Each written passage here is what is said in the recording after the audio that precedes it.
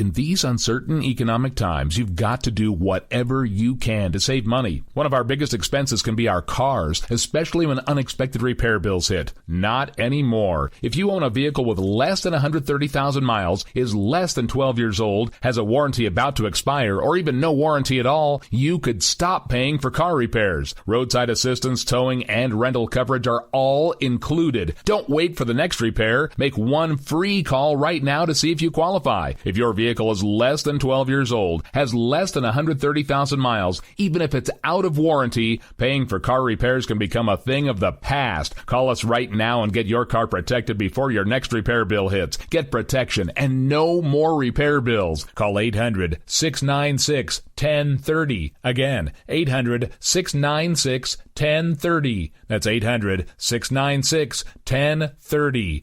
800-696-1030.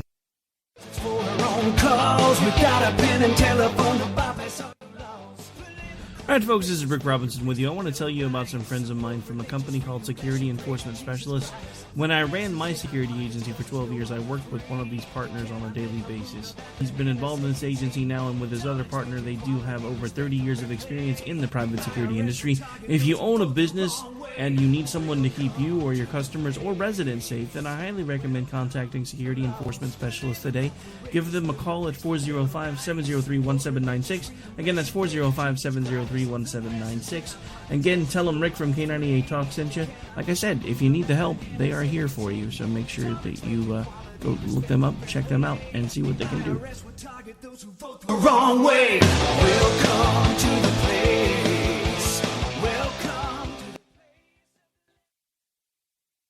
Joe had huge problems with the IRS. I knew it was coming. I hadn't filed taxes since 1990. All the IRS letters coming in added up to a nightmare. It got up to like $68,000.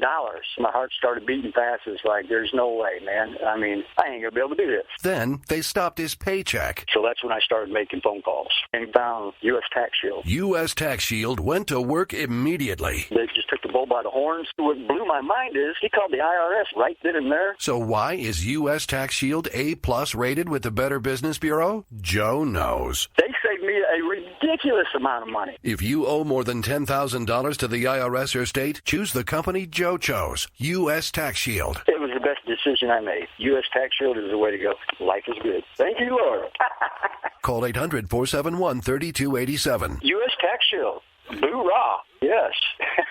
800-471-3287. 800-471-3287. The Internet will never be the same. You're listening to K98Talk.com. Whoa! Good God, y'all. What is it good for? Absolutely. Let's get started again. Zinc Media. Feel the power of knowledge.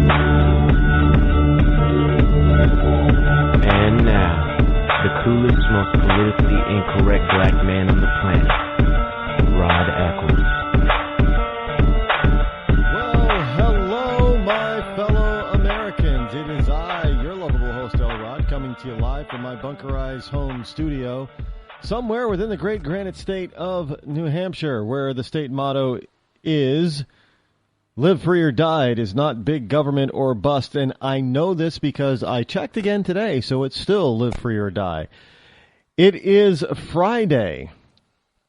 That's right, Friday, August the 21st in the year of our Lord 2015, which means it is Free for All Friday, which means just about anything goes. So what is ever on just about whatever is on your mind, you can call in and discuss here on the Rod Eccles Show on the Free for All Friday edition. The number that you can call in, by the way, if you wish to participate, and if you want to tell me something, if you want to inform me of something, if you want to even, yell at me and say I'm an idiot, go right ahead. The number is toll free, 603-835-3224, 603-835-3224. And trust me, I can take the criticism, if there is any criticism out there, and let's be frank about this.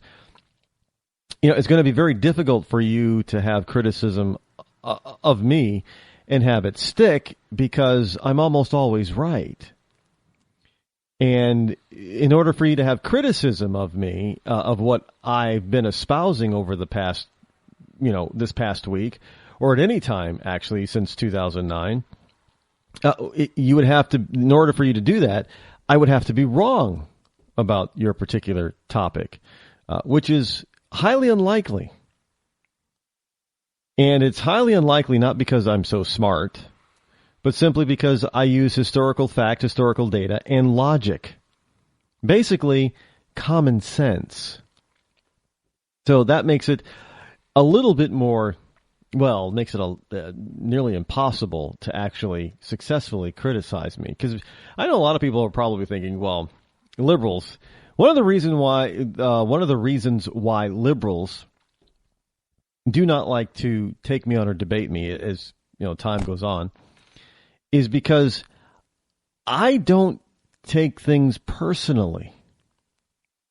I know a lot of times they'll even try to attack, the left will try to attack me and other conservatives as well on a personal level, but I don't take it personally. I know sometimes it may sound like I'm really excited and I'm shouting and my voice level raises and that kind of, but that's just who I am. It doesn't mean that I'm not, that I've lost control or that I've gotten super angry or anything. That's just the way I do things. But understand, I have not lost control. I haven't lost control of my feelings, of my thought process. But I do notice that oftentimes when I'm debating a liberal, I will get them flustered enough where they get totally ticked off. They will lose their train of thought, and they'll get very emotional. I don't usually get emotional because politics and public policy, even though liberals like to tell you, well, it's about emotion. No, it's not about emotion. It's about common sense and logic, and it's about historical fact and historical data, plain and simple. It's not, and I know people will have often accused me of being, unkind and unfeeling and cold and cruel. Just because I'm as much as I like to think logically and factually, I'm not Spock. And for those of you in Rush Limbaugh's Real Linda, that is Spock is one of the characters. He's a Vulcan character in the original TV series Star Trek and in some of the movies in the 80s. And Vulcans, if you do not know, do not have human emotion. At least not the way humans understand emotion. They're very logical. They're very deadpan. Hey, we've got sort of a Vulcan running for president right now in the form of Hillary Clinton.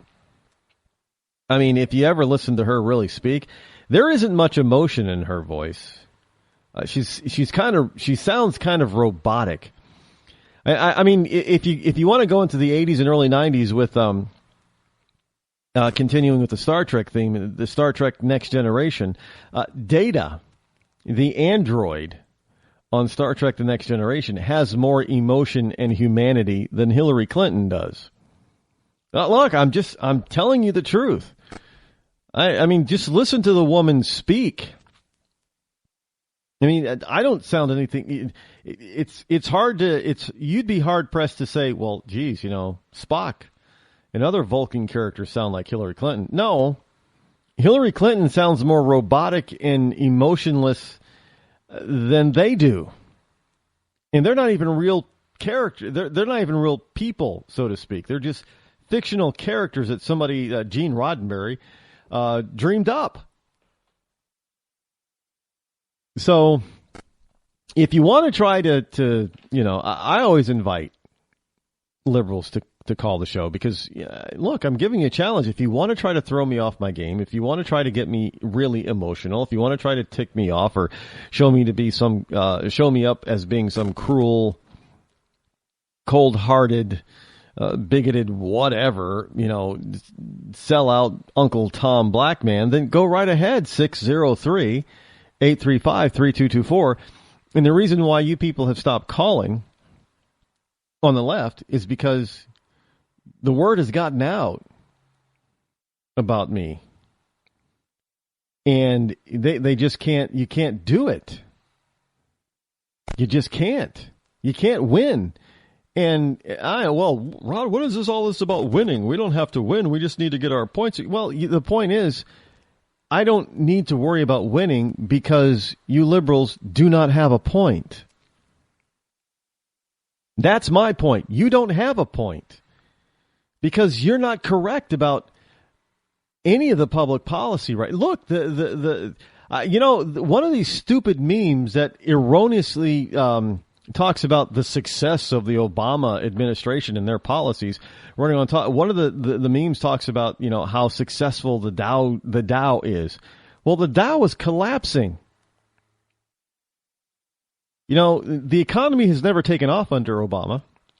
Never. We don't have any real growth job growth or economic growth under Obama. Zero, zilch, nada. I mean, what little bit that we've had to literally scratch and fight and struggle to get.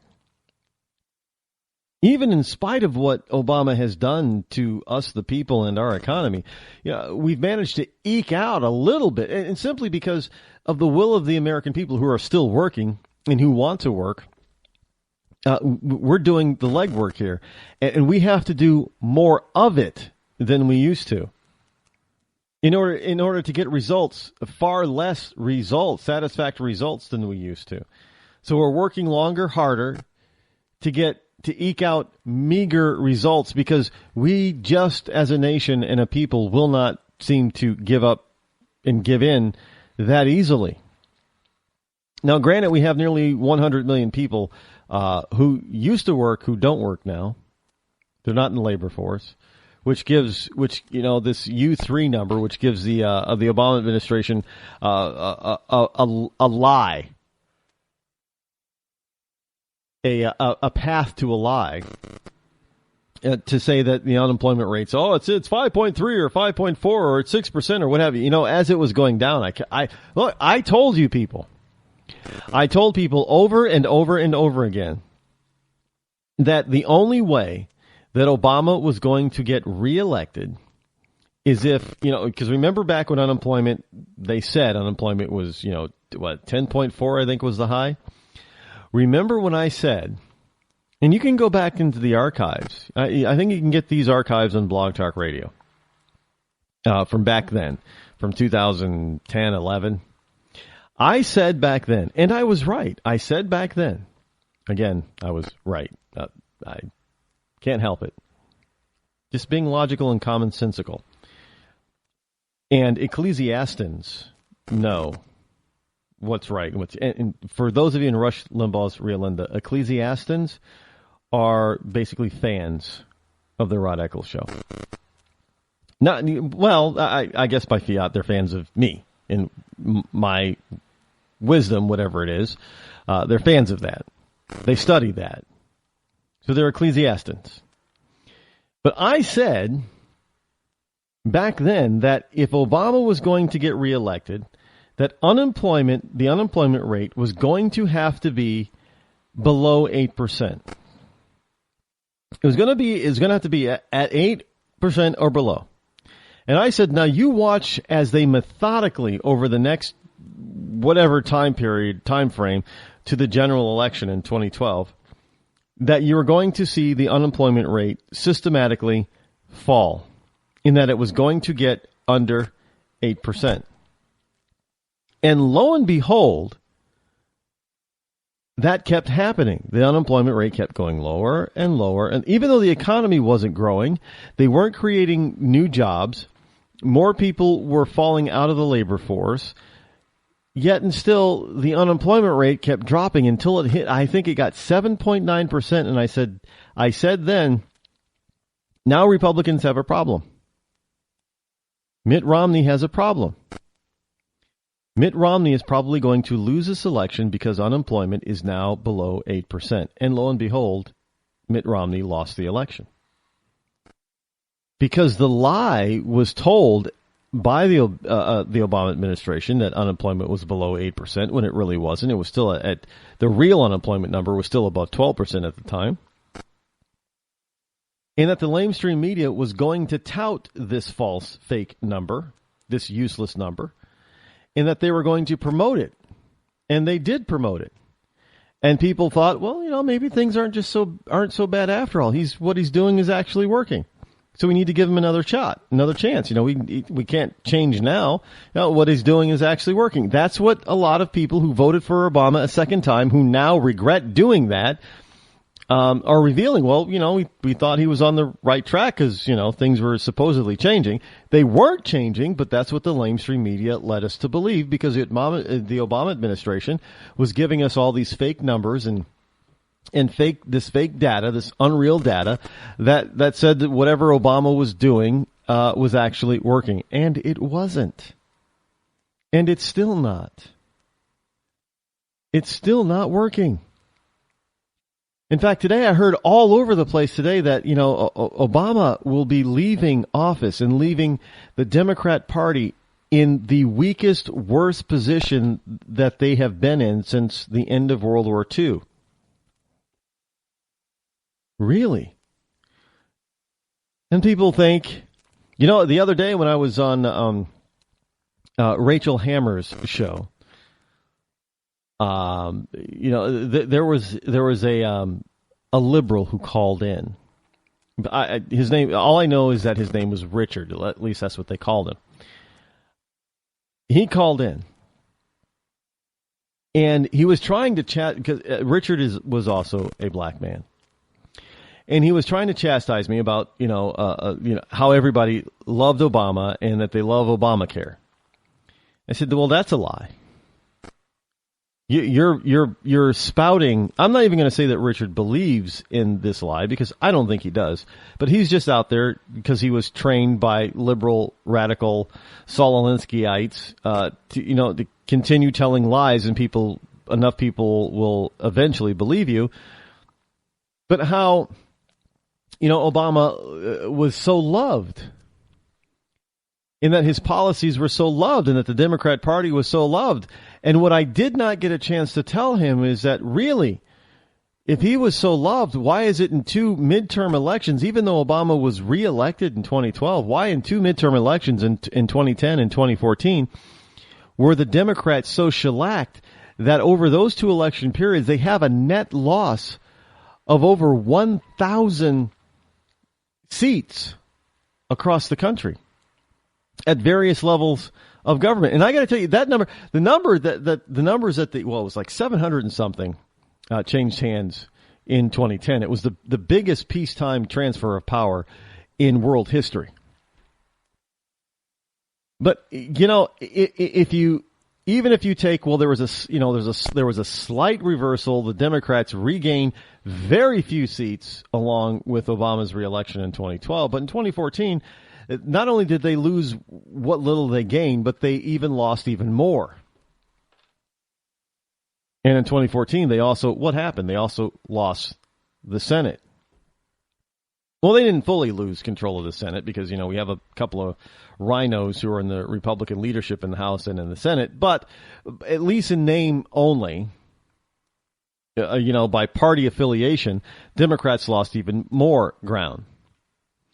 And poll after poll after poll after poll after poll right now is basically saying that Democrats are just going to get their policies.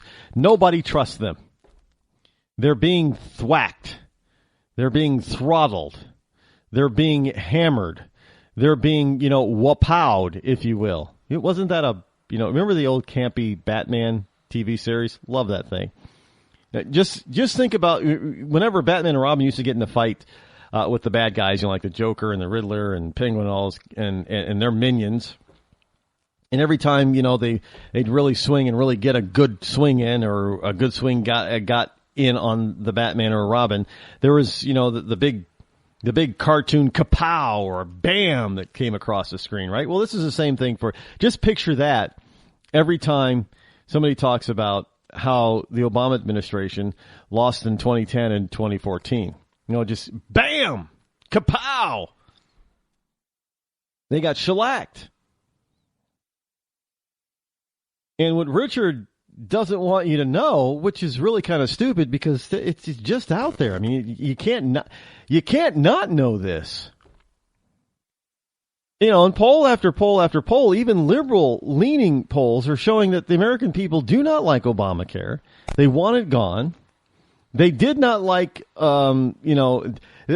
liked Obama personally, I guess personally enough to reelect him. But other than that, the polls now are showing that a lot of people who even voted for Barack a second time regret not only voting for him a second time, but regret voting for him for the first time.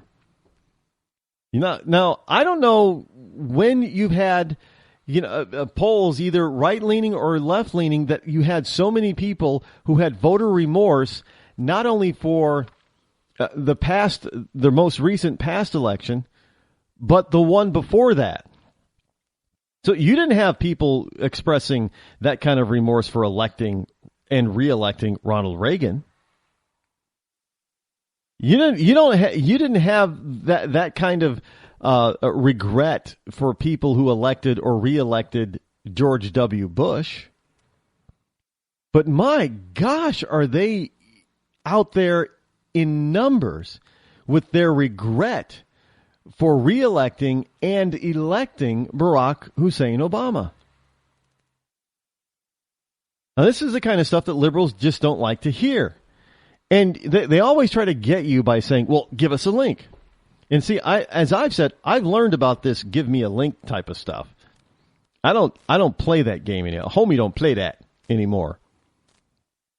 Because what I have, and I even tested this, and what I found out is that I don't even think that when they request a link or you give a link, that they even click through and go to the link. And now you're probably saying, well, Rod, how do you know that? This is how I know.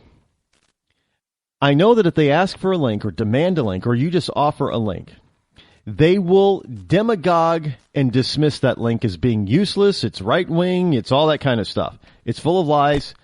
And I've proven how factless and baseless the left is when they do this. Because there have been times when, believe it or not, the Huff and Puff Huffington Post agrees with me. And I've pasted links to the Huffington Post for them to go at. And they still claim, oh, that link is terrible. That everybody knows it's a false. It's fake. Right. All you righties give the same links over and over again. And then I trap them and say, well, the Huffington Post is not right wing. It's left wing. Everybody knows that. This information comes from the Huffington Post. So you're saying your own liberal. Your own liberal information centers that you usually go to the Huffington Post an awful lot, you're saying that they're liars and fakes and right-leaning? Well, I realized that all they wanted to do was try to disparage the link. They didn't care where the link came from. They weren't even going to it anyway. So I stopped giving out links. And I started telling them, well, if you want the real information, look it up. Oh, man, you want to talk about flipping out the left. Oh, well, you can't back it up. I said, look, and I explained to them exactly why I don't provide these links anymore. And they're like, well, you got to do that if you're going to say, no, I don't. And the reason is because if you go look it up yourself and you find all of those facts and you find all those links, you're going to believe those links or that information even more because you found it. You saw it. You clicked on it. You read it or reviewed it. And it had nothing to do with me. I'm just telling you to Google it or Bing it, and it's easy for you to find. You're going to come up, look, this is what you look for. This is the subject that we're talking about. Google that subject. And they don't want to do that. They don't want to do the work. They want you to do it for them. And I refuse to do their work for them because all it is going to do is just give them, once you fall into that trap. Now, this is what you need to understand and do, folks. Is if you're trying to provide, satisfactory links to the left, you're not going to be able to do it. So you have to stop doing it and say, do your own homework like I did. Just Google it or Bing it, whatever, or whatever, system or search engine that you use. Just go ahead and do it. Do the subject matter that, tell them what the subject matter is that you look for, and that's how you found the information, so they can go and look up the same thing. And then, they will see something from Huffington Post or Salon or some ABC News or MSNBC or CNN or some left-leaning college professor. And who are they going to argue with then? They can't argue with you because you told them to go look, and if they are smart enough and not lazy and they did go look, well, who's at fault now? Who's wrong? Well, not you. They are. Plain and simple. I don't know. I stopped playing their game, and you need to stop playing their game as well, because you can't win when you're playing by their rules. So what you always have to do with the left is flip it so they play by the real rules, the fair rules, which are your rules. Then they can't disparage you or your information simply because it's the information that they looked up and got themselves, and then they will know the truth. And if they do not accept the truth then, well, you're free. It's they who are the idiots and who are not following the truth and logic. Don't doubt me, folks. It works.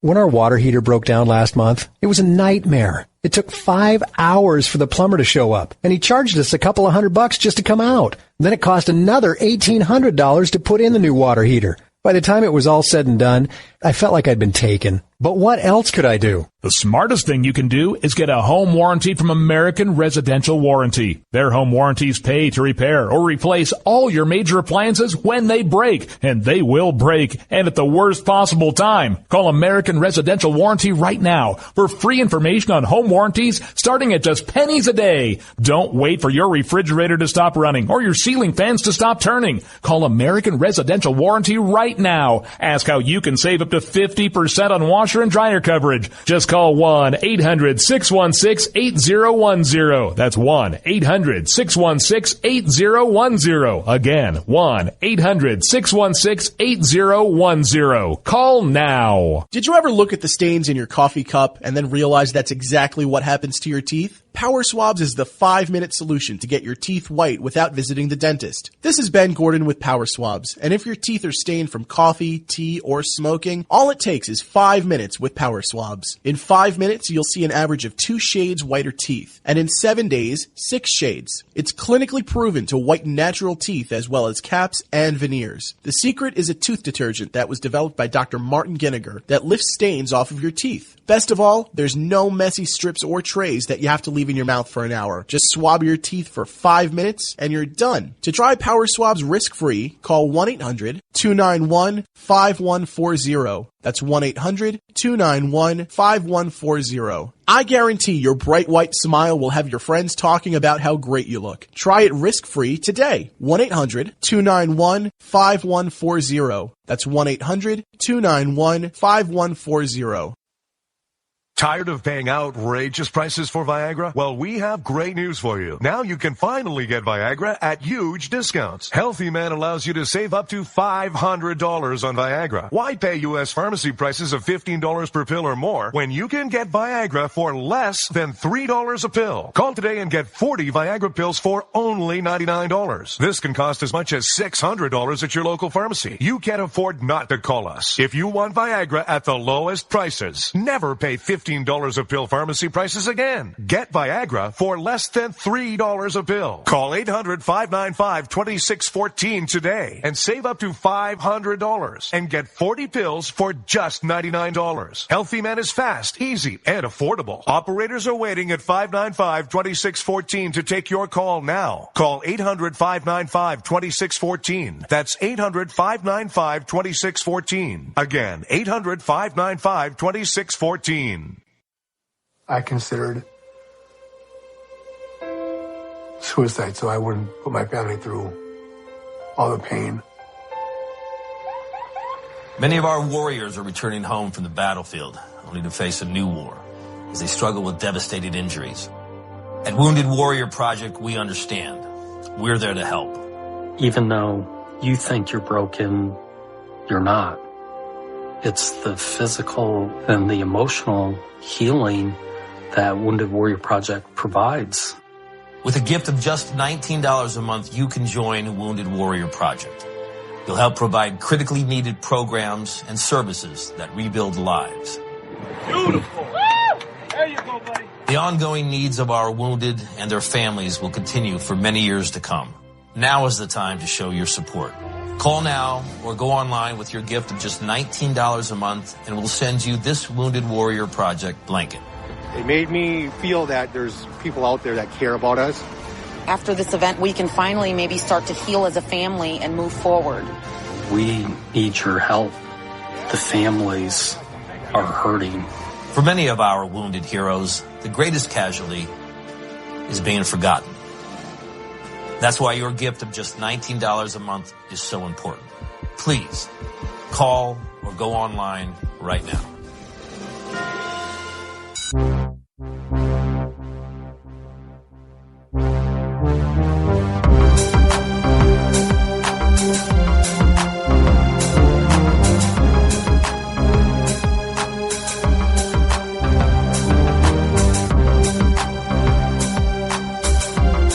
You're listening to The Rod Eccles Show. 603-835-3224 is the number to call if you wish to participate in tonight's program, which is every Friday, Free for All Friday. And the reason why we have Free for All Friday is because I try to be a little bit more light-hearted in the news and what I present to you because, we're going to the weekend. We're all trying to relax, try to enjoy the freedom that we still have left. Because who knows, next week our government may decide to strip us of some other freedom. What I got something here on Trump I want to go over, and it's involving another billionaire that is real along with Trump. And, you liberals need to pay attention to what I'm going to say about Trump and this other billionaire in just a moment. But I just wanted to talk. Last night I got my iPad. I have an iPad mini. And I was looking at my coffee tree, and I was wondering, why doesn't my coffee tree look like other coffee trees that I've seen, online and in pictures and stuff like that?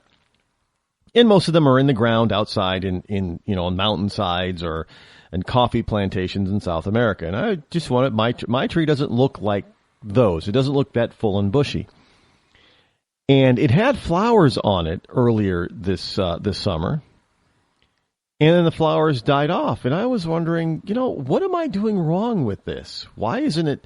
So I went and I looked up and watched a whole bunch of videos on growing your own coffee tree. And then I thought, because it started talking about flowers and the flowers die and fall off and blah, blah, blah. And So I went over to my coffee tree and I turned it around, and lo and behold, I got berries growing. I've got coffee berries growing.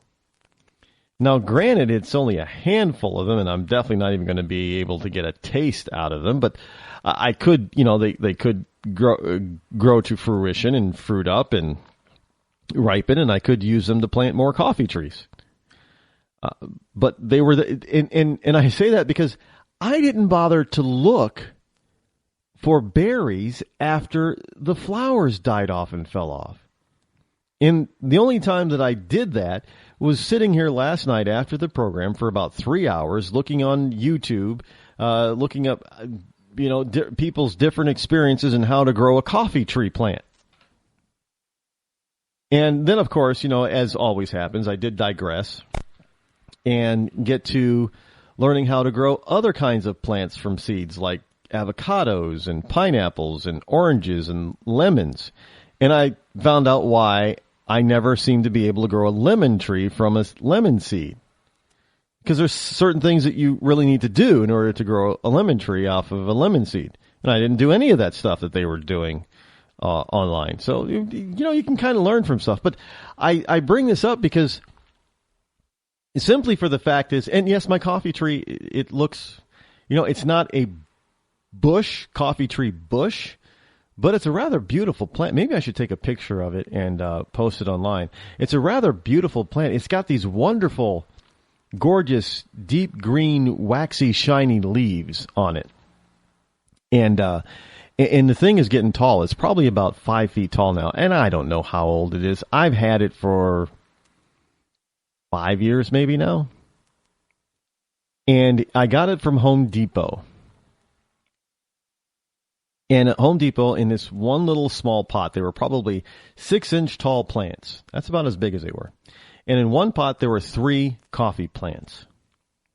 And I took them home and I let them grow for about a month or so in this pot. And then I decided, well, you know what? Well, they can't all grow in one pot. So I decided to separate them into 3 different pots. Well, within 3 months, 2 of the plants proceeded to die. And they were all in the exact same location. They were getting the exact same amount of water, but for whatever reason, 2 of them decided to die, and one of them decided to take. Maybe they were talking to each other, and they just finally decided, well, you're the one that's going to survive, and we're going to go. And the other 2 died off. And now, in 5 or 6 years later, I have this survivor that has grown from about 6 inches tall to about 5 feet and continually growing because there's more, leaves and sprouting on the top. So this thing is not done growing. And I learned a little bit about lighting. And I think maybe what I found out was that if you can believe this, too much of a good thing, that it is getting too much sun. Because coffee tree plants, I guess, like to grow in the shade. And something they call flickering sunlight, which means that you can plant a coffee tree under another tree, and that's the amount of sunlight that it needs. Well, see, I didn't know all that stuff beforehand. I didn't bother. I just thought, I'll plant it, I'll give it sun, I'll give it plenty of water and sun, and I was doing it all wrong. Because I didn't bother to actually study it and look it up. I just thought I already knew. Because conventional wisdom on certain houseplants, on most houseplants, is that they need either, this amount of direct sunlight or massive amounts of direct sunlight, and that, you do certain things. It's a neighbor of mine gave me an orchid. And I didn't look up how to take care of an orchid, and this orchid had wonderful, gorgeous flowers. It had like a half dozen or more gorgeous orchid flowers on this thing. And those flowers, after about a month, proceeded to die on me. And I'm sitting there scratching my head. Well, geez, what did I do wrong with this thing? I know orchids are not supposed to be in direct sunlight, so it's not in direct sunlight. It's in some place where it's getting indirect light, and the indirect light is good enough for this orchid. The flowers still died. And I'll admit, I haven't looked up yet how do you make an orchid live and flower. But that's my point.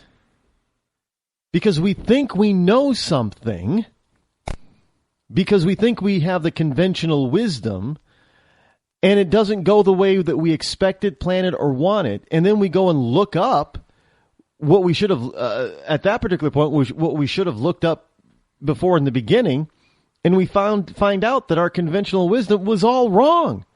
My conventional wisdom about this coffee tree was all wrong. See, I can admit when I'm wrong. But it's not just with an orchid or a coffee tree plant that many of us have things all wrong, especially liberals. Now, this kind of dovetails with this thing with Donald Trump. We have this conventional wisdom that, that these wonderful liberal business owners are all for the working man and working people and want to pay fair wages. But liberals especially don't bother to look into it. Because if they did, they would see that their conventional wisdom is all wrong. Case in point, a story from westernjournalism.com. It looks like, they're trying to say that Trump is in a battle with one of America's most powerful men. You know who they're calling one of America's most powerful men?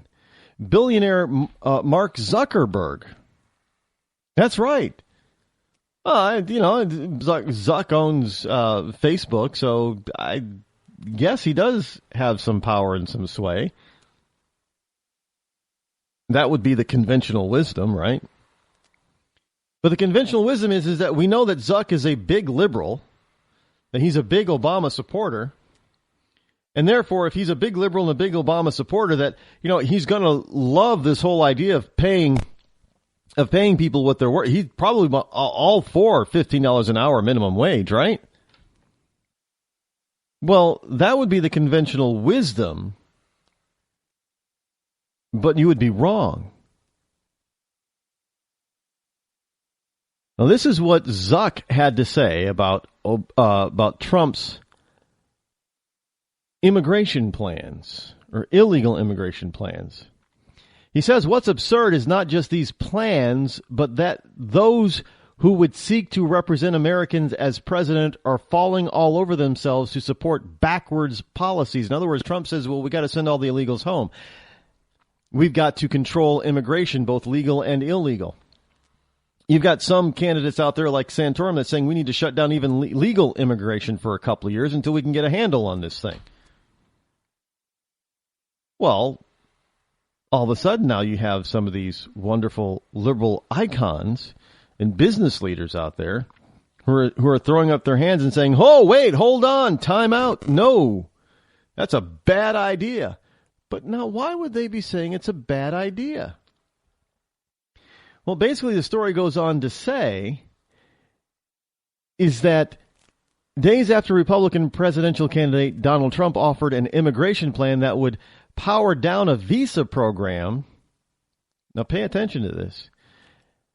Donald Trump's plan would power down a visa program heavily used by America's technology superstar companies and other technology companies.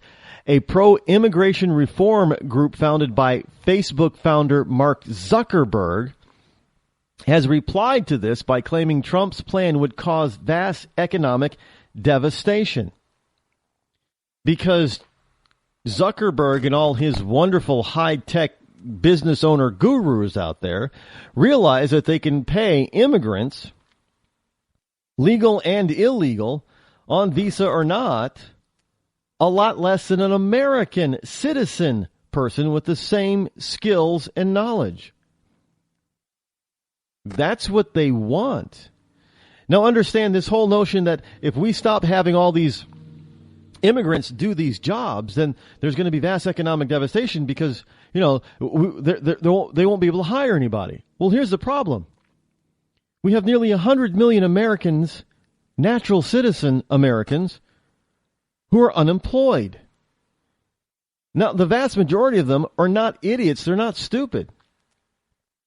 Why are we not concentrating on getting them trained and educated so they can do the jobs that Zuckerberg and the rest of his echelon out there in Silicon Valley want to utilize and need? Well, because if you take an American and you educate them, so let's just use, maybe I don't know all the different languages, but let's just assume that, you need it. Well, I know there is a particular type of computer language out there in script that is hard to come by. And these people who know this particular language or soft in system are in high demand because there's not enough people who know it. And it's called Ruby on Rails. And even somebody with as little as 1 or 2 years can make near six-figure income if they know Ruby on Rails. So why aren't we out there training more American citizens who are not at work? You know, because you got Bernie Sanders out there saying, well, we need to, you know, and Hillary Clinton talking about, well, maybe we should think about having free education for, you know, public colleges for American citizens. Well, why don't we pay for these people, which is a lot less expensive than college, to learn these types of in-demand types of systems like Ruby on Rails, so then they can go out there and get these jobs that are paying near six figures and above. Well, because, frankly, and Mark Zuckerberg is one of them, if he has to pay, let's just say, $100,000 for a citizen with a Ruby on Rails 3 years experience, if he goes to India and finds somebody who has that 3 years experience, he can import them on these so-called visa programs and pay them 1/3 less. Those folks are the facts. Look it up. So the whole notion that it would devastate the economy is a lie. It would be a boost to the economy if we cut down on this visa program. Because now these corporations, a lot of them owned by and run by all these wonderful, you know, blue-blooded liberals, it would force them to hire Americans instead of foreigners. You know, you often go to hospitals, especially government-run facilities like the VA. Now, my father was involved in the VA over the past 6 months, heavily so, unfortunately.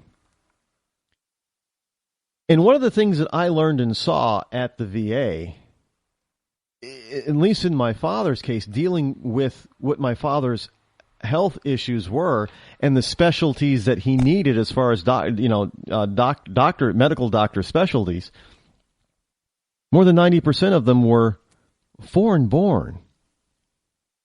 They were Indian from India and Arab. Well, why don't we have more American doctors in those specialties? Why are we constantly importing all these foreigners when we have 100 million Americans nearly unemployed? Because the conventional wisdom out there, according to the liberals, is that we have a brain drain or a brain shortage. We don't at all. The actual, if you go beyond the conventional wisdom and you actually look at the facts, we have 100 million people who do not have jobs, who are smart enough to learn other things. Or maybe they even have some of the skills, but they just need to complete their education or their training. And nobody's out there doing it, not even our government. And yet they're telling us that, well, you know, these people, they need $15 an hour minimum wage for flipping burgers or stuffing tortillas.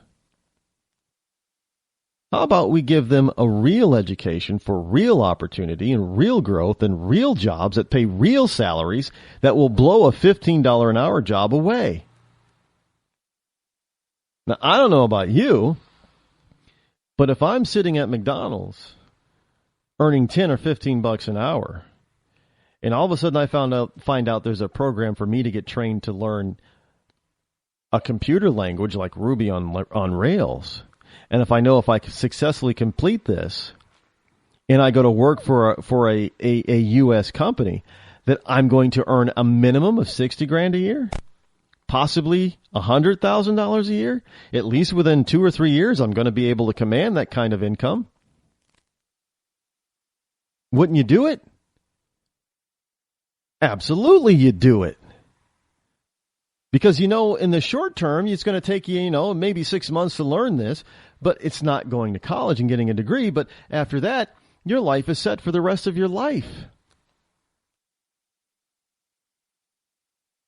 But why isn't that being offered? Oh, no. We're too busy. Conventional wisdom is, we need to raise the minimum wage. Bernie Sanders keeps saying it. Elizabeth Warren keeps saying it. Liberals everywhere keep saying it. They have protest constantly about it, saying it. But not one of them is talking about what's going on in Silicon Valley and other high-tech areas around the country, like Boston's 128. I know Texas has a high-tech industry. Arizona has a high-tech industry. Florida and Alabama, because of NASA, has a high-tech industry. Why aren't we training American citizens who do not have a job to be able to fill those open slots? Why is it that we feel that we must go? Because, you can't fill a green card or a visa program overnight. It takes time to go through the red tape and government process to be able to import somebody. At that particular point in time, we could have trained some people to do certain jobs that we're importing on and then have them hired out, and they're American citizens, improving our economy, because they wouldn't be sending money back home to their home country like many of these visa program immigrants do. The money would stay here in this country. So the whole notion that we would have, it would be devastating for our economy is false. It would be a boon, because 100% of that income that is earned would stay here. And it wouldn't be sent outside of the country. Wouldn't be sent to Mexico, wouldn't be sent to India, wouldn't be sent to Russia, wouldn't be sent to China or anywhere else. It would stay right here. It would be spent here. It would be invested here. But conventional wisdom tells us that that's not the proper thing to think about. That's not the proper way that things are done. Well, it's only not the proper way things are done because some liberal idiot has decided that that's, they want something different. Why? Because they are the hypocritical. They're the ones pointing the fingers at everybody else being greedy, when they're the ones that are actually being greedy. So they're taking all the scope, all the attention off of them and placing it on Republicans and conservatives and libertarians, like the Koch brothers, for being these greedy, mean corporate giants and not caring about the little people, when the reality is it's the liberals themselves, especially those blue-blooded, very wealthy liberals, who are the ones who are perpetrating this fraud, this conventional wisdom that is a fraud on the entire nation, and then doubling down on it when you have somebody like Donald Trump who's out there saying this has got to stop. We've got to tone this down. We've got to redirect this. We've got to take our energy and put it here and train people. And then those wonderful blue-blood liberals are saying, well, if you do that, you're going to devastate our economy. No, what they're saying is you're going to devastate my pocketbook, because instead of me making $5 billion, if I have to pay people more what they're actually worth, well, I'm only going to make $3 billion. So now who are the real greedy ones? Not the Kochs. It's people like Mark Zuckerberg.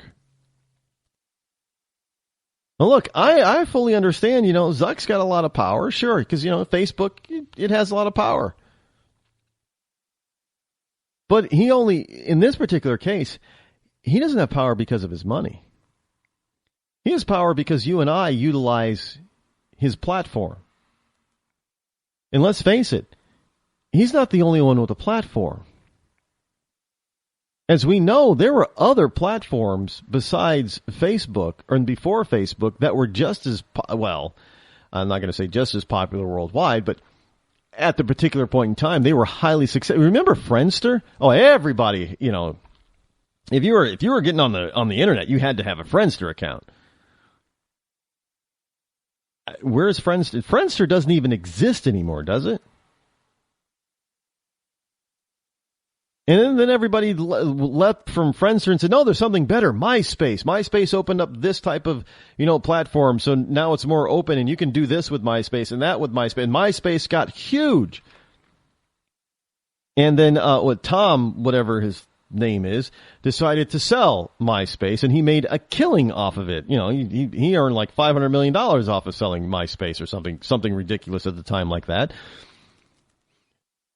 And then shortly after that, and he sold it to, News Corporation, but shortly after that, people thought, well, you know what? Now this Facebook thing, they've opened up their platform. It's easier to use. You can do this with Facebook and that with Facebook, and it's better than MySpace because MySpace was getting very commercially and spammy and people weren't liking that. And they thought, well, MySpace is not commercially, it's not spammy, and we can now do this with it because they have a more open platform. It does this, and does that, better than MySpace. So we should all go over to Facebook. And everybody went over to Facebook.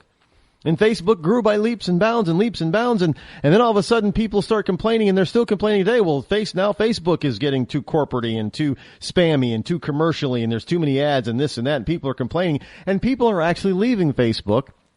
But where are they going? They're going to places like Twitter. They're going to places like LinkedIn. They're going to other specialty social platforms. They're going to Pinterest. It's huge. There was a rumor that Zuck tried to buy Pinterest because he knew what Pinterest is going to be like, but the people who founded Pinterest, who are still in charge of Pinterest, told him to take a hike. And that was a smart decision, by the way. But they're all competing for the same types of people and the same types of talent, and yet there's an untapped pool of talent in this country called nearly 100 million people who are unemployed, and yet you got Zuckerberg and other people like him who are saying, well, geez, we need more visas. No, we don't need more visas. We need to be able to do sort of what Bernie Sanders was saying and educate the American people. But then again, if you educate the American people, that means that then they'll be able to have the skills to take care of themselves and to get real jobs and real salaries. And they won't listen to this $15 a minimum type of crap because there won't be anybody but teenagers taking those jobs. And guess who loses their power? You got it. The Democrats, the liberals. Trust me, folks, they know that. Why do you think Bernie Sanders isn't pushing to train people to learn things like Ruby on Rails? They're not dumb. They're just hypocrites. The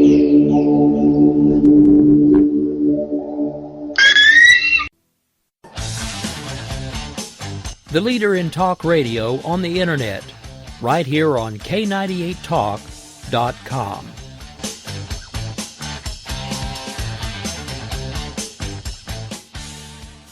When our water heater broke down last month, it was a nightmare. It took 5 hours for the plumber to show up, and he charged us a couple of $100 just to come out. And then it cost another $1,800 to put in the new water heater. By the time it was all said and done, I felt like I'd been taken. But what else could I do? The smartest thing you can do is get a home warranty from American Residential Warranty. Their home warranties pay to repair or replace all your major appliances when they break, and they will break, and at the worst possible time. Call American Residential Warranty right now for free information on home warranties starting at just pennies a day. Don't wait for your refrigerator to stop running or your ceiling fans to stop turning. Call American Residential Warranty right now. Ask how you can save up to 50% on washer and dryer coverage. Just call 1-800-513-6154. That's 1-800-513-6154. Again, 1-800-513-6154. Call now. Tired of paying outrageous prices for Viagra? Well, we have great news for you. Now you can finally get Viagra at huge discounts. Healthy Man allows you to save up to $500 on Viagra. Why pay U.S. pharmacy prices of $15 per pill or more when you can get Viagra for less than $3 a pill? Call today and get 40 Viagra pills for only $99. This can cost as much as $600 at your local pharmacy. You can't afford not to call us. If you want Viagra at the lowest prices, never pay $15 $3 a pill pharmacy prices again. Get Viagra for less than $3 a pill. Call 1-800-516-7602 today and save up to $500 and get 40 pills for just $99. Healthy Man is fast, easy, and affordable. Operators are waiting at 1-800-516-7602 to take your call right now. Call 1-800-516-7602. That's 1-800-516-7602. Again, 1-800-516-7602. In these uncertain economic times, you've got to do whatever you can to save money. One of our biggest expenses can be our cars, especially when unexpected repair bills hit. Not anymore. If you own a vehicle with less than 130,000 miles, is less than 12 years old, has a warranty about to expire, or even no warranty at all, you could stop paying for car repairs. Roadside assistance, towing, and rental coverage are all included. Don't wait for the next repair. Make one free call right now to see if you qualify. If your vehicle is less than 12 years old, has less than 130,000 miles, even if it's out of warranty, paying for car repairs can become a thing of the past. Call us right now and get your car protected before your next repair bill hits. Get protection and no more repair bills. Call 800-696-1030. Again, 800-696-1030. That's 800-696-1030. 800-696-1030.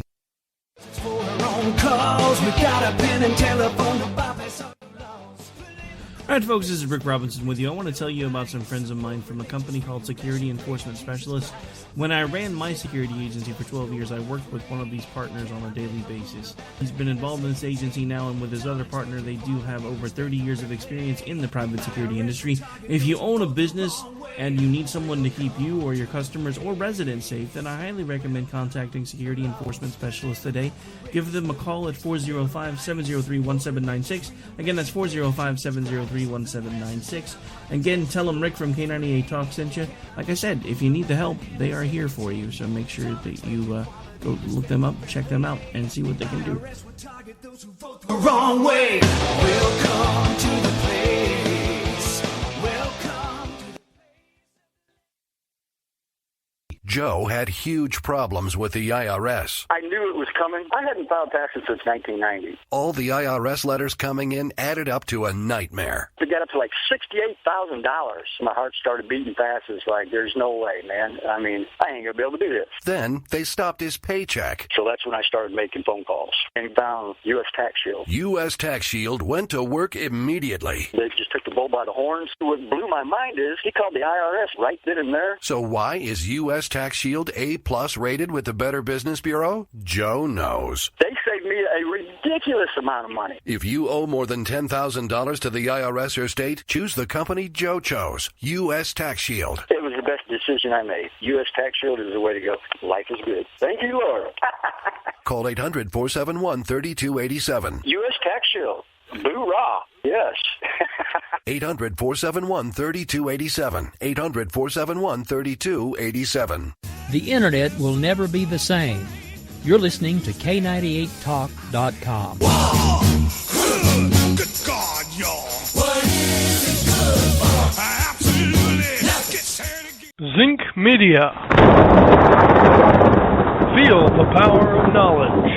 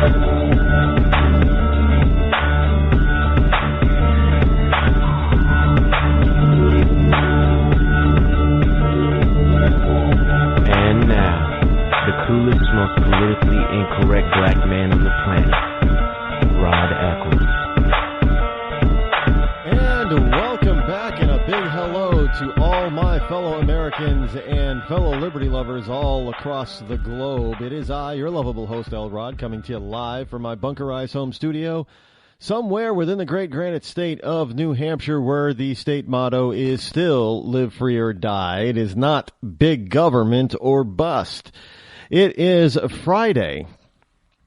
That's right, Friday. End of the week for most of us.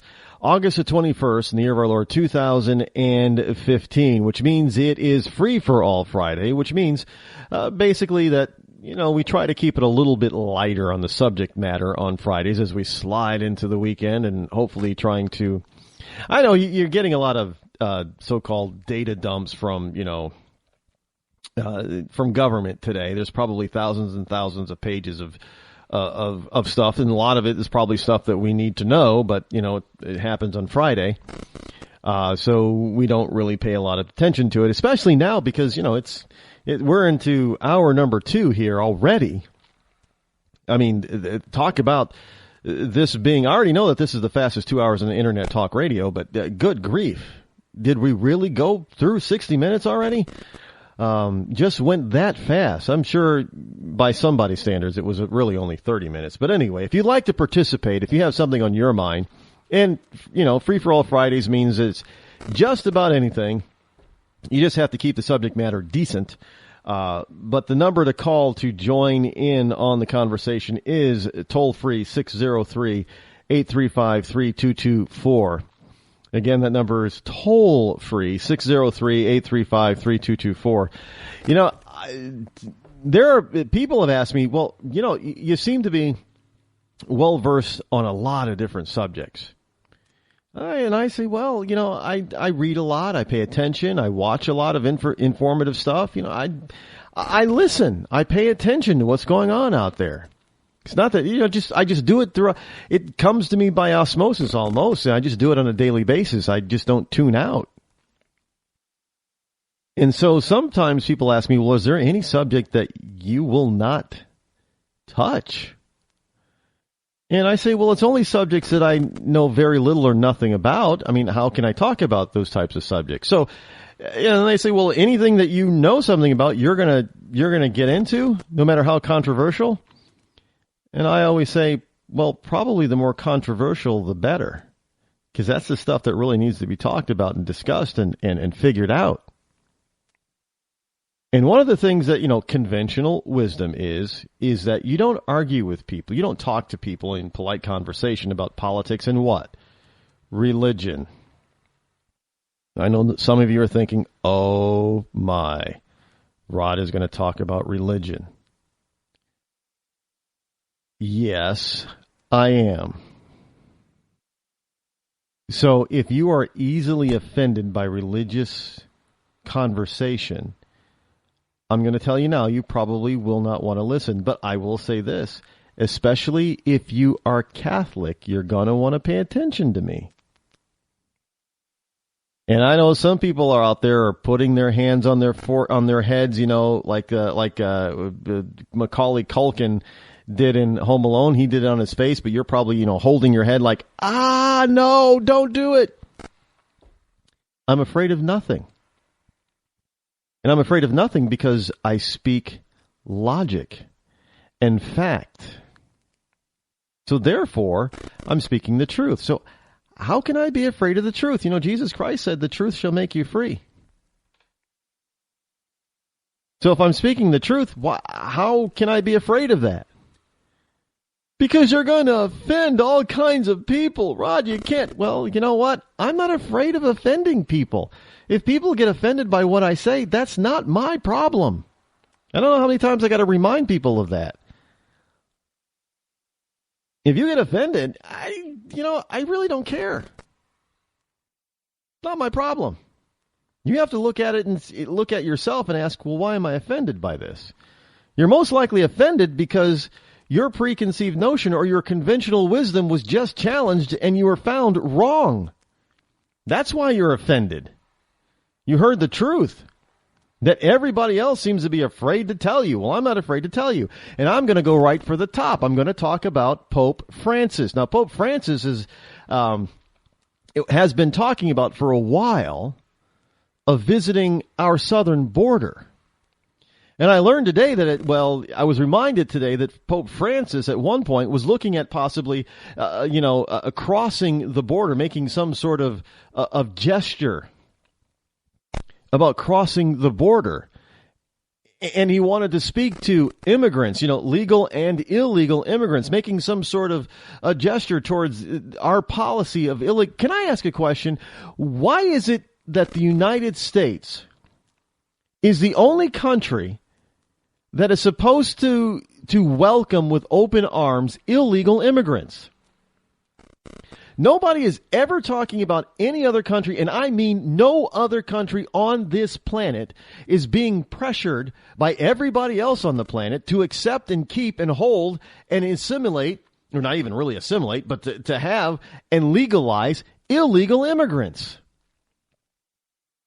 Why is it the United States the only country that has this kind of look? I realize that everybody in the world wants to come here, but why is it that not even Canada has to go through this? Why are we the ones that have to take on the world on illegal immigration? Why is it that we're supposed to just accept anybody, everybody, all the time, no matter how they get here, and screw our laws? But no other country is going, you don't hear anybody else say to any other country, well, screw your immigration laws. You should just let those people in and stay. No. I mean, not even in Mexico. We're supposed to just allow everybody to come across the southern border. But if you want to go the other way, Mexico will throw you in jail. And once you get out, they'll kick you out. But we're supposed to allow Mexicans and everybody else coming across the southern border. Look, if you're coming from Mexico's southern border and they catch you crossing the border illegally, if you do not get shot, they will put you in jail. And then when you're sentenced and served, they will take you back to the border and kick you out of Mexico and say, don't come back because you might not live next time. Literally. But we're supposed to take anybody who makes it through Mexico from their southern border, and Mexicans who come to, if they make it to our southern border and they cross over, we're supposed to keep them. And Pope Francis is basically saying, well, yeah, that's probably a good thing to do. And we're hearing this, well, would Jesus Christ send people back? Well, yes, he would. And here's why. Because the whole planet belongs to God, yes. But what did Christ say about money? When they were when the Pharisees came to him and was talking to him about money, what are you supposed to do with this? And what did Christ say? He said, whose face is on that coin? And they said, Caesar. And Christ replied, then give unto Caesar what is Caesar's and give unto God what is God's. And that's in everything, not just money. So if this country belongs to the United States, give unto the United States what is the United States, and then give unto Mexico what is Mexico's. In other words, we have the right to determine who comes across our border, when, and how. No, God helped us establish this nation, so we have every right, just like every other nation on this planet, to decide who gets to come. I mean, if you go, Pope Francis can come here and talk about all that kind of stuff all he wants to about, we should do this and do that. But he's a hypocrite, because is he talking about the same thing in Italy or the Vatican? Oh, yeah, Italy should just accept everybody coming in. They should just take everybody. No, he's not saying that. He's saying that for the United States. And he wants to make some sort of symbolic gesture by coming down, coming over and then going and touring our southern border so he can make some sort of pontificate about a bunch of BS, basically. Now, let me remind you where Pope Francis comes from, and this is why he's doing this. Pope Francis, by birth and nationality, is Argentinian. He was born none other than Jorge Mario Bergoglio. Why can I pronounce his last name? Bergoglio. Bergoglio. Bergoglio. I think I pronounced that correctly. And then he chose the name Francis or Franciscus in the Latin. But he's still Argentinian. Now, you got to understand, there are quite a few Argentinians in the United States, and many of them, according to the State Department, have overstayed their visas.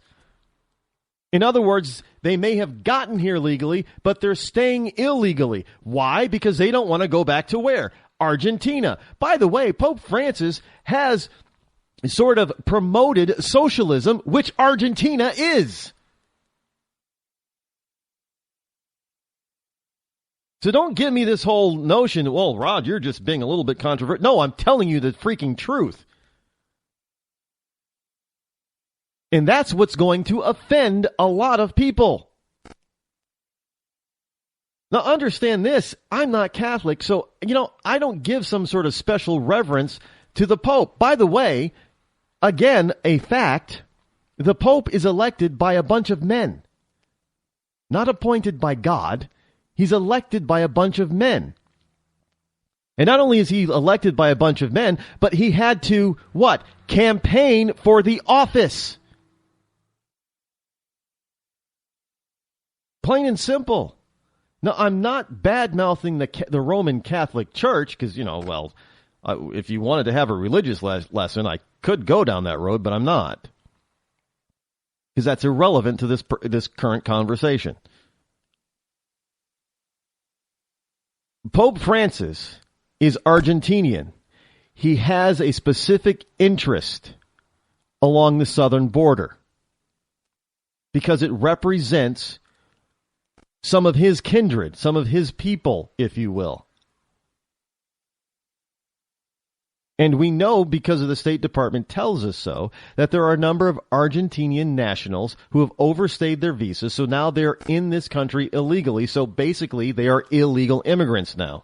You don't gotta cross the border illegally to be an illegal immigrant. Again, conventional wisdom has told us, well, the only illegals we have are the ones that are crossing the southern border, so we've got to cut off the border, right? Well, Donald Trump is right. No, we got to send them all back. Yeah, we got to stop the illegals coming across the border illegally, but the ones that are here, which aren't just the ones who walked across illegally, but others too that have overstayed, and they are now illegal immigrants because they've overstayed their visa and they should have left and they didn't. They need to go back as well. And they need to apply and do it the right way and obey our laws like we have to obey their country's laws when we go there. And Pope Francis is only going to come to visit our southern border so he could step on our nation's laws. Because why? Because we're supposed to think that he's the Holy Father on earth. He's not God on earth. He's not Jesus on earth. He's an elected official to an earthly office. Plain and simple. That's it. He's not holier than the rest of us. Not by far. Now, what did Christ say? Let those without sin cast the first stone, and not a single person on this planet can do that. So if you want to say I'm being controversial, I'm saying you're being a freaking hypocrite. Because you don't want to know the truth. And folks, that's the truth. Pope Francis was born in Flores, Buenos Aires, Argentina. He's Argentinian. He always will be Argentinian. There's nothing wrong with being Argentinian. Just as there's nothing wrong with being Mexican, just as well as there's nothing wrong with being, a United States citizen. Nothing wrong with it at all. Nothing wrong with being a Canadian. Nothing wrong with being a Frenchman. Nothing wrong with being a Chinaman or a Russian or Japanese or any other nationality on this planet. Nothing wrong with it at all. We are all human. We just have certain places that we come from, and that is fine. There's also nothing wrong with supporting the people that are your people from where you come from. Nothing wrong with that at all. In fact, you probably should, unless your country is just totally evil, which means the people are, if the people are totally evil, it means even Germans, you should be proud. If you're German, be proud to be who you are, even if you're German. I don't care. I expect you to be. I expect you to stand up for your people. But under no circumstance does that mean that you get to go to somebody else's country and tell them how to run their country. At no point does that make any sense. At no point is that right. At no point is that holy. Especially when you have a hidden agenda. And I'm telling you right now, the Pope's hidden agenda for even thinking about doing this is in support of people who live or come from south of our border. And the reason is simply because, why? Because the United States is the land of opportunity. You don't hear people wanting to go other places in the world. They want to come to the United States. So again, as I mentioned yesterday, if everybody in the world, including the Pope, is endorsing coming to the United States, how is it that Barack Obama and the leftists in this country want to fundamentally change this country? And yet at the same time, jump on Donald Trump and others who say we need to close the border and send illegals back. How is that not hypocritical? It's highly hypocritical. And frankly, hypocrisy is a tool of the devil. Oh my goodness, Rod Eccles just said Pope Francis is akin to the devil. Well, if he is establishing and espousing hypocrisy, yes, he's using a tool of the devil.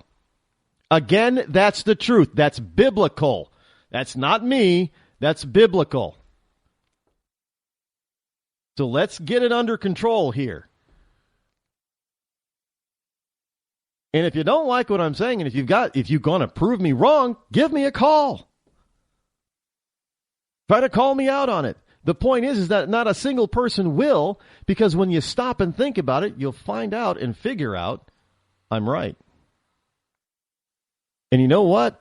That's what pisses the left off about me the most.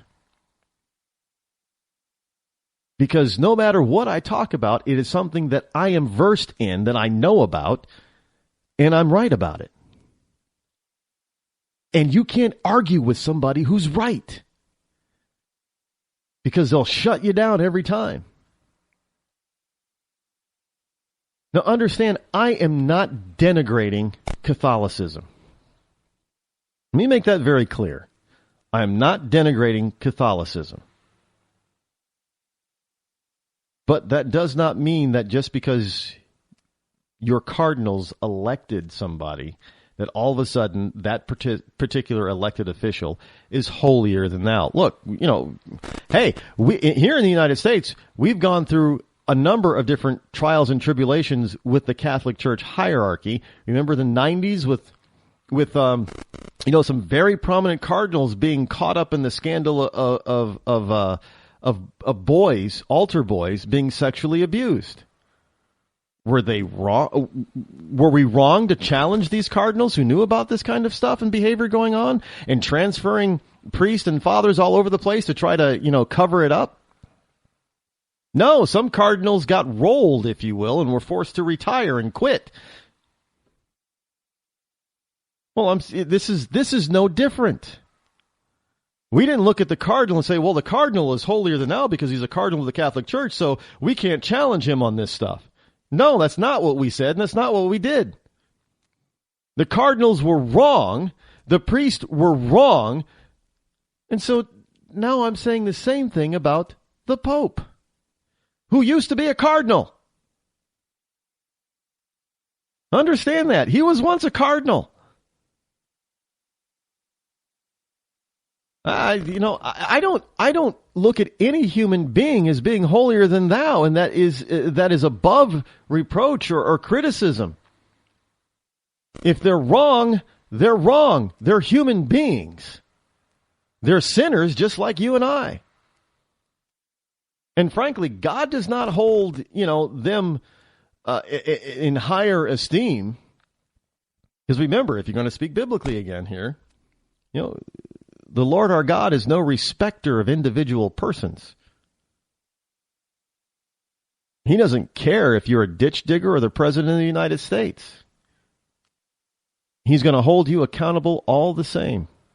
Exactly the same. Your position means nothing to him. That goes for the Pope. Just saying. So you know that if Pope Francis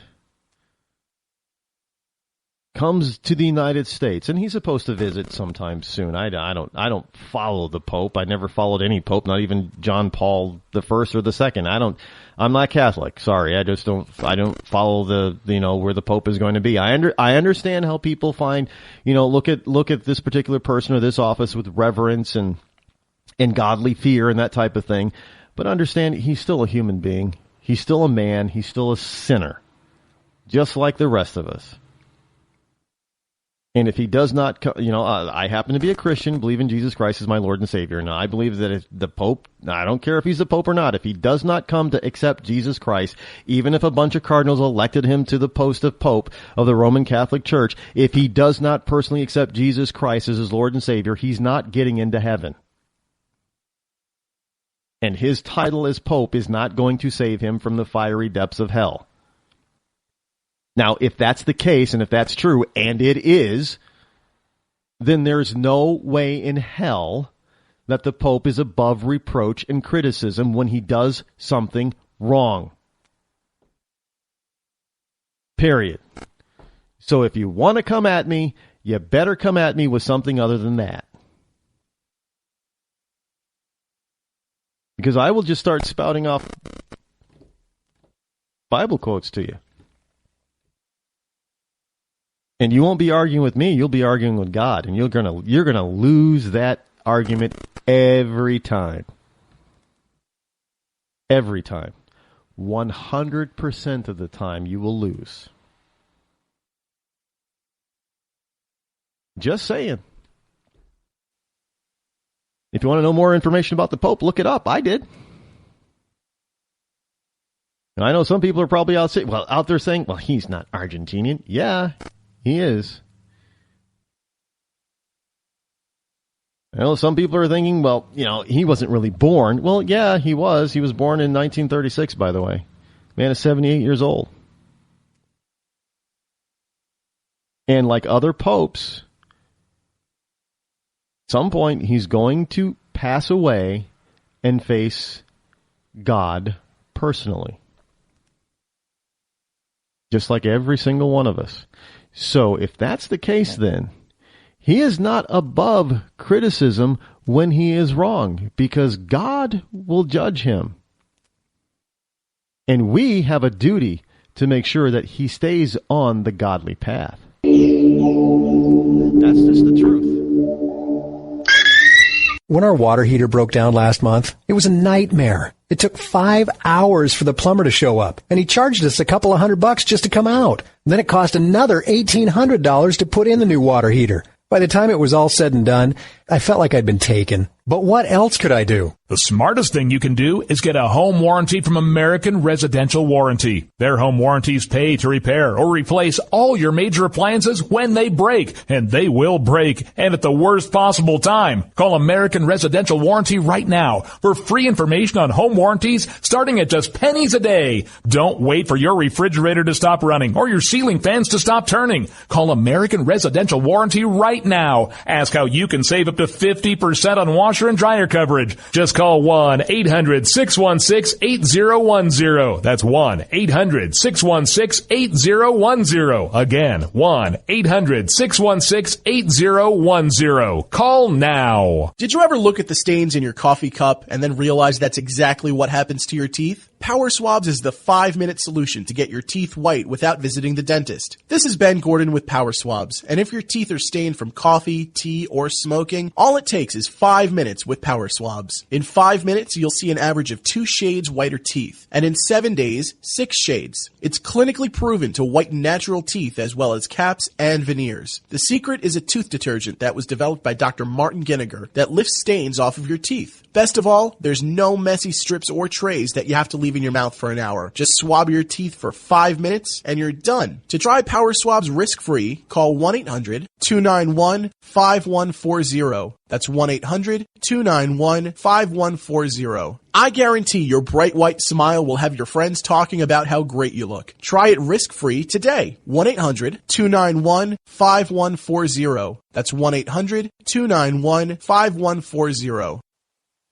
Tired of paying outrageous prices for Viagra? Well, we have great news for you. Now you can finally get Viagra at huge discounts. Healthy Man allows you to save up to $500 on Viagra. Why pay U.S. pharmacy prices of $15 per pill or more when you can get Viagra for less than $3 a pill? Call today and get 40 Viagra pills for only $99. This can cost as much as $600 at your local pharmacy. You can't afford not to call us. If you want Viagra at the lowest prices, never pay $15 a pill pharmacy prices again. Get Viagra for less than $3 a pill. Call 800-595-2614 today and save up to $500 and get 40 pills for just $99. Healthy Man is fast, easy, and affordable. Operators are waiting at 595-2614 to take your call now. Call 800-595-2614. That's 800-595-2614. Again, 800-595-2614.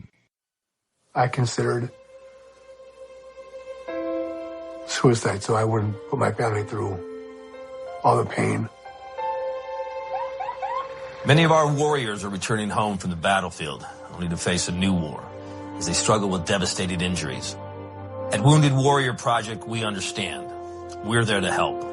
Even though you think you're broken, you're not. It's the physical and the emotional healing that Wounded Warrior Project provides.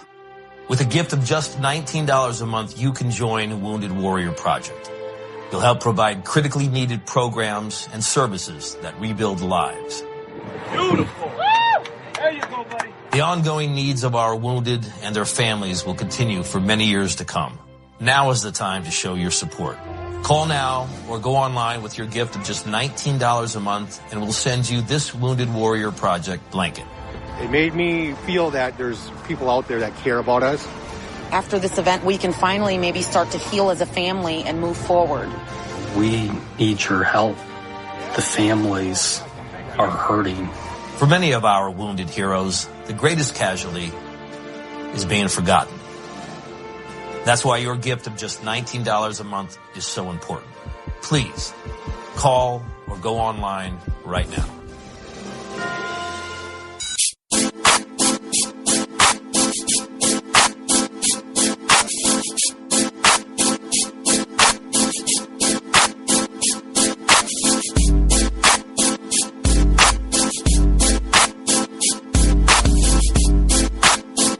You're listening to The Rod Eccles Show. Well, I have to apologize. I really do. I have to apologize to you, the listener, because this is supposed to be, what, Free-for-All Friday. Which means it's supposed to be lighter fare today. And I think that last segment was a bit heavy, but it had to be said. You know, I mean, I apologize that it had to come to you on a Friday instead of like yesterday or Monday, but it was important, and I felt that you needed to know. I don't apologize for telling you. I just apologize that it was heavier than than I normally like to cover here on. Well, you know, I'm just trying to wrap my arms around the liberal mantra, you know. So now that I've apologized, you have to forgive me. And everything's right as rain, because that's what liberals say. All you got to do is apologize, and I sincerely apologize. So now you have to love me again. So all of you people who are mad and probably tuned out, well, you're not hearing this apology, but tell the people who tuned out and who are mad at me that I apologize. So everything's all copacetic now. Okay, that good. Now on to some lighter stuff.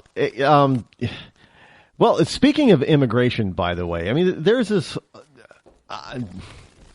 whole brouhaha over the term anchor bait. Have you heard what even some of the so-called conservative parts of the media have been doing to candidates who are using the term anchor baby?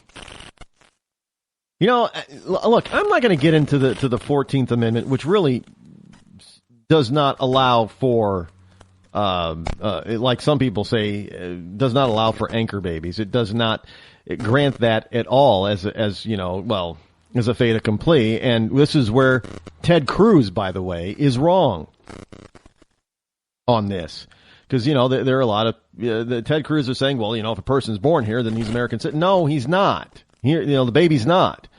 That is not determined by the 14th Amendment. The 14th Amendment actually says nothing about it, and no court has ever weighed in on this, let alone the Supreme Court. But the 14th Amendment basically says that Congress shall be the sole determiner of who is and who is not an American citizen and how you become one.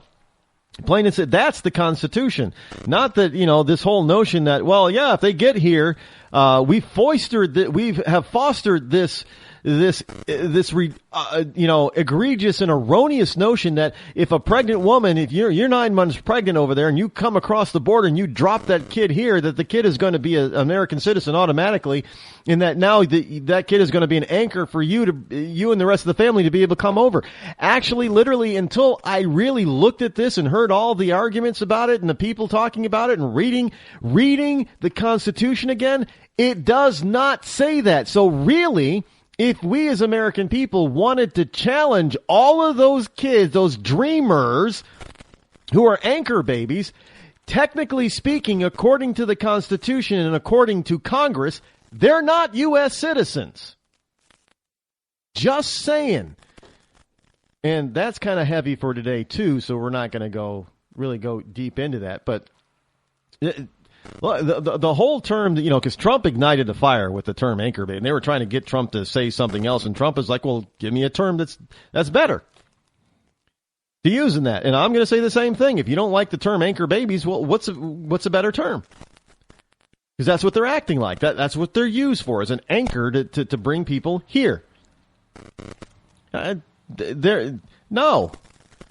They all go home, including the so-called quote-unquote anchor baby. And we do not confer citizenship onto an anchor baby. Plain and simple, because it's not the Constitution. It's not the law. If we want to change the law, if we want to change the Constitution, if Congress wants to make a law about it, then fine. But currently, as it stands for the statutes and the Constitution, that is not the law. Therefore, all of those dreamer anchor babies is a misnomer because they're not citizens at all. Now on to lighter fare. Did you know? How many times have you gone out, I was going to say when you were younger in your college days and so forth, but they're considering the Ashley Madison debacle. Can we talk about that for a second? I know this, and I'll get to this story, I promise. It's a story about beer goggles. You're going to want to understand and know this story. And it does have some political connotation to it, by the way. But Ashley Madison. We have all these people out there talking about, one of the Duger kids and that type of thing about Ashley Madison. And it has come to light that there are a number of congressional and White House staffers who are on this Ashley Madison list, including some people who have sensitive jobs within the White House and in Congress and in law enforcement and the military. They're on Ashley Madison, or they were caught on with a Ashley Madison account. Now, if you don't know what Ashley Madison is a website that has, 30 million members? And most of them are paid members from what I understand. I don't know much about Ashley Madison because I've never even been to the website, let alone ever been a member. So you're not going to see my name on there, at least not legitimately. But everybody's talking about, well, yeah, these people deserve it, man, because, well, first of all, not everybody on Ashley Madison is cheating on a significant other. Not everybody on there is cheating on a spouse. There are some, many from what I understand, who are single. Ashley Madison basically is, from what I understand, is a hookup site. It's geared towards to facilitate, I understand, those who are married and want to have extramarital affairs. I understand that. But many people on there are not married. They are single. And they're just, looking to be promiscuous. Fine. You could say that's immoral, all that kind of stuff. I get it. However, we're missing 2 big points here. One is that now that the names are out there, we know of people who could have been compromised because they're in sensitive government positions and have sensitive government access to sensitive government information. And you're probably saying, well, this is like, Snowden all over again, that we need to out these people. We need to know who they are so they can't, do a Hillary Clinton and give away our secrets. I get that. You might be right on that one. But with all of those people, all those 30 million people that are getting caught up in this thing, every single one of them has some personal financial information that is being released. Do you not understand the cost to this economy for identity theft? I don't hear anybody talking about how bad this hack really is, because everybody's focusing on the fact, well, it's based on moral grounds that we should be happy that they're exposed. No, we should not. One, it was illegal for this hack. We don't know who the hacker or hackers are or what their true motivations are. We don't know. They could have some nefarious motivation, which I'm sure they do, that we don't know about. That is going to end up costing us a lot more than us just feeling better because some, person who, some adulterer got outed. There's too much at stake here right now, and it's online. And I guess from what I see, I haven't gone to it, but I guess you can actually do a search by name. So, you might decide, well, I'm going to search this name on this person. And if that person is a member, well, now you got some personal information as well as some personal financial information on this person. Because whatever Ashley Madison had on each individual member is now out in the open. That's wrong, folks. 2 wrongs don't make a right. It just isn't. So, I haven't, I don't do these types of things, so I don't really fully understand how a lot of these types of sites, these work. I don't. But, I'm telling you, if I was ever interested in doing any dating sites or what have you, I'm not doing it. In fact, I want to, it might be too late, but I'm interested in pulling a lot of my personal data off of many sites that have nothing, because some of them, they might have my credit card information and things like that. I'm willing to pull that because we're so, all of a sudden, we have so many people who are open to this type of illegal hackery, this illegal activity. I want you to think about it. What if, well, you know what it's like. You've probably been a part of some company where you're doing some sort of legitimate transaction, and that company's been hacked, and now your personal and your private personal history and financial information is now out there in the open. Do you like that? Do you feel vulnerable? Whatever you do in private. Maybe you don't even, you don't do Ashley Madison or anything like Ashley Madison, but maybe you have some sort of other freakish fetish that other people might find a little questionable or immoral. Do you want that information out there in the open forever? For as long as the internet is the internet, do you want that out there? Well, then you better stop and think about what these other people who did not do anything necessarily morally wrong, like cheating on a spouse, what they're feeling like, not to mention their financial information being out there in the open. So now they've got to go out there and try to protect themselves, which in the end is really going to cost each and every one of us, because especially if you have a credit card or other financial obligations, because we're going to pay for that. We know that, identity theft costs us billions every year. Well, we're going to pay for it. So before you're all happy about that, and I've been reading posts, even on my own pages, about people just seeming to be so happy about people being outed on Ashley Madison. And I'm thinking, you're missing the point. And the point is that it's not a good thing. It's really not. And uncovering the bad that you think all these people are doing or have done does not justify outing them like that, because the ramifications are it is going to cost all of us a lot more than what we think we're gaining. And that is a price that I am not willing to pay, but I'm going to have to pay it anyway. And you are too. Just so you know, I'm frankly, I'm done with the Ashley Madison thing. You know what? I'm done with it.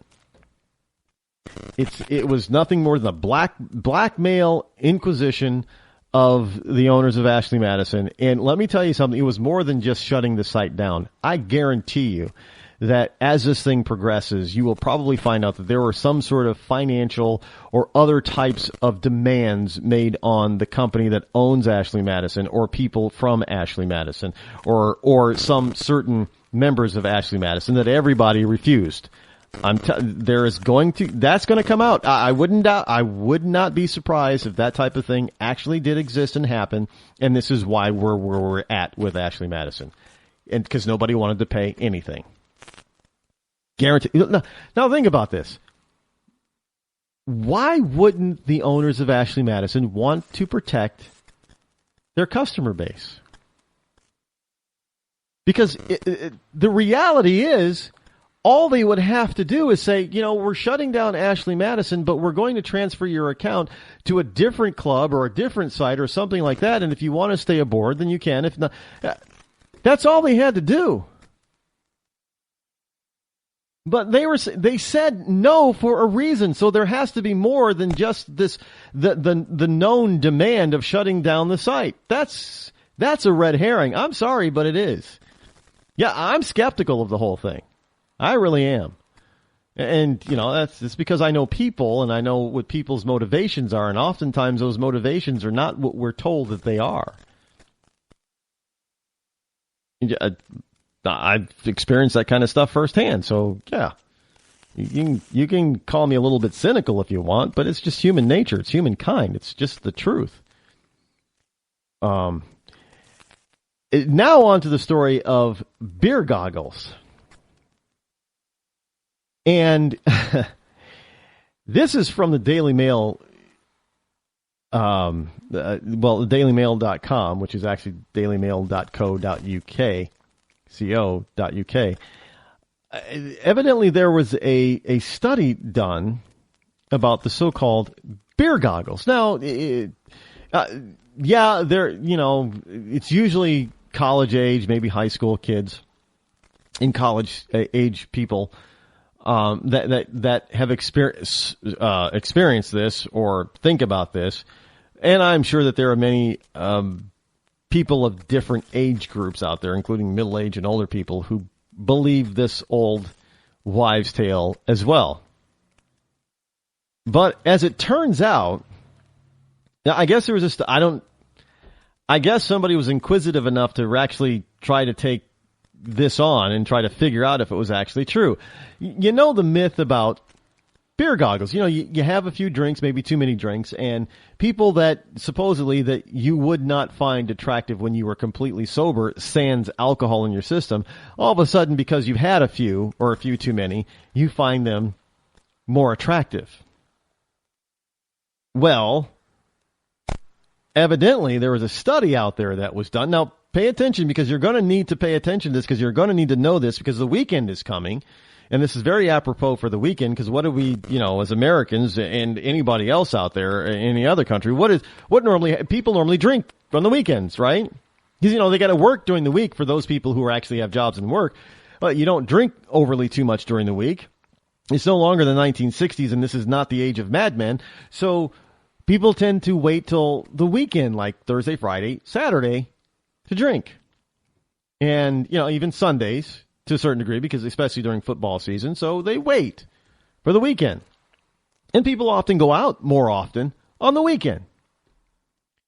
And they're more interactive with those that they find attractive on the weekend. I'm saying that is a nice way to say, well, you could be straight, go to a straight bar or a straight club, or you could be gay, go to a gay bar, gay club, whatever. But the whole thing is symptomatic of the human condition. It's all the same. This study, evidently there's a debate about this study, but this study says that alcohol doesn't make people seem more attractive. So beer goggles is an urban legend. So here's what they did. 311 people were recruited in pubs and asked to rate faces while drinking. They were breathalyzed afterwards and their alcohol levels logged, and they found that there is no connection between alcohol consumption and attraction. Now, the study directly contradicts a similar study conducted by the same group and published last year. Now, people often report finding others more attractive after a drink or two or five, but there's an ongoing debate about whether the so-called beer goggles effect is real. Now, the latest study on the subject has found no connection between alcohol consumption and perceived attractiveness. So, in other words, that woman that you say is not very attractive, but you tell your buddies, well, I had beer goggles because you went home with her, and they know that you had like 7 or 10 beers. And they say, yeah, we got it, bro. You had beer goggles. No big deal. That's actually a lie or a myth. Either you did find the person attractive enough or you were just desperate and felt that that's the only thing that you could get. Yeah, I'm not making this up, folks. And you're probably, see, this is why Ashley Madison is so big, Rod, because people can do this in the privacy of their home. They're not out there in the open in some club and trying to pretend like they're the man or something, for guys, and they're the badass lady, and that kind of. Look, and the same thing, it's not just guys. So don't get me wrong. The study basically was saying this, it's equal. You ladies out there who think that if you have, a couple of beers or martinis or whatever ladies drink, that guy that you say is not attractive to your group of friends, and all of a sudden you've had, a few too many, and you go home with them, and you say, well, you wake up the next morning and you call your girlfriend and say, oh, yeah, I guess I woke up and, wow, I realized I had beer goggles last night. Huh? No, you didn't. According to the study, you didn't. But it's a convenient excuse. Look, we were all young. I did the club scene. I know what it's like, and you have to. How should I put this? You have to be able to save face with your buddies, right? Whether you're in a group of girls and you have female buddies, or you're a group of guys, you have male buddies, you still have to save face. And the only way to save face after such an encounter like that is to say, well, yeah, because I was drinking too much. I wouldn't have done it if I was sober. Which, really, according to the study, is a lie.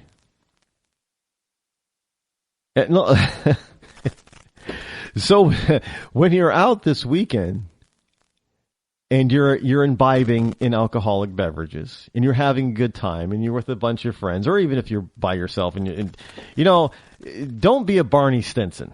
Well, I guess be a I don't ever think Barney Stinson ever did he. I'm not a huge. I've watched most of the episodes of How I Met Your Mother, but and the bro code and that kind of stuff. I get it, got it.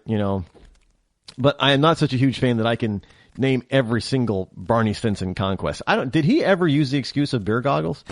He may have. I don't know. I know he's a fictional character played by a gay man. I get it, but it's still the same thing still applies. So I don't know if Barney, because Barney's straight, whether or not, Neil Patrick Harris is straight or not is irrelevant. Barney Stinson was straight, and he was, like the Fonz getting up. Did the Fonz from Happy Days ever have beer goggles? I don't think that was ever used as an excuse. I have, I haven't seen every episode of Happy Days, but I don't. Was that ever used? I don't know. However, the story continues. The latest study on the subject has found no connection between alcohol consumption and perceived attractiveness, but it contradicts previous research carried out by the same group. However, and you can't. If you're going to believe in studies like this, then you're going to have to accept the findings of it. Now, the experts found no connection between alcohol consumption and perceived attractiveness, suggesting there's no such thing as beer goggles. Now, despite contracting their previous work, the team said their study is significant because of the unusual way the research was conducted in the pub with real revelers, real drinkers, as opposed to a laboratory.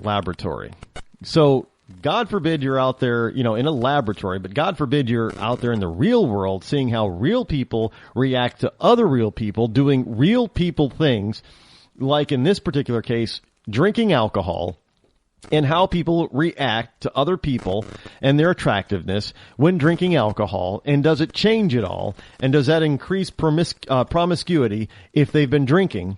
And the answer, according to these people in this preliminary study, is no. Beer goggles are a myth. It gives you a convenient excuse to get away with something you wanted to do in the first place.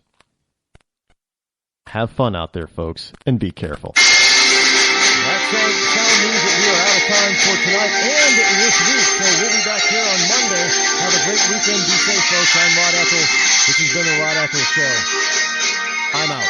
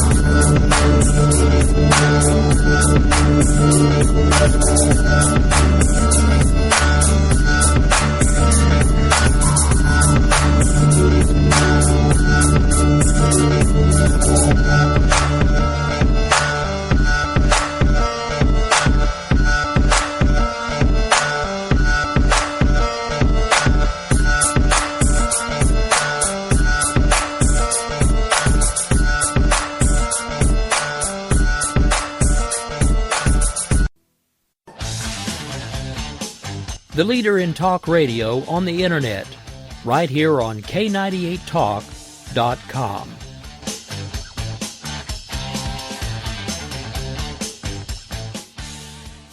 When our water heater broke down last month, it was a nightmare. It took 5 hours for the plumber to show up, and he charged us a couple of $100 just to come out. And then it cost another $1,800 to put in the new water heater. By the time it was all said and done, I felt like I'd been taken. But what else could I do? The smartest thing you can do is get a home warranty from American Residential Warranty. Their home warranties pay to repair or replace all your major appliances when they break, and they will break, and at the worst possible time. Call American Residential Warranty right now for free information on home warranties starting at just pennies a day. Don't wait for your refrigerator to stop running or your ceiling fans to stop turning. Call American Residential Warranty right now. Ask how you can save up to 50% on washer and dryer coverage. Just call 1-800-513-6154. That's 1-800-513-6154. Again, 1-800-513-6154. Call now. Tired of paying outrageous prices for Viagra? Well, we have great news for you. Now you can finally get Viagra at huge discounts. Healthy Man allows you to save up to $500 on Viagra. Why pay U.S. pharmacy prices of $15 per pill or more when you can get Viagra for less than $3 a pill? Call today and get 40 Viagra pills for only $99. This can cost as much as $600 at your local pharmacy. You can't afford not to call us. If you want Viagra at the lowest prices, never pay $15 a pill pharmacy prices again. Get Viagra for less than $3 a pill. Call 1-800-516-7602 today and save up to $500 and get 40 pills for just $99. Healthy Man is fast, easy, and affordable. Operators are waiting at 1-800-516-7602 to take your call right now. Call 1-800-516-7602. That's 1-800-516-7602. Again, 1-800-516-7602.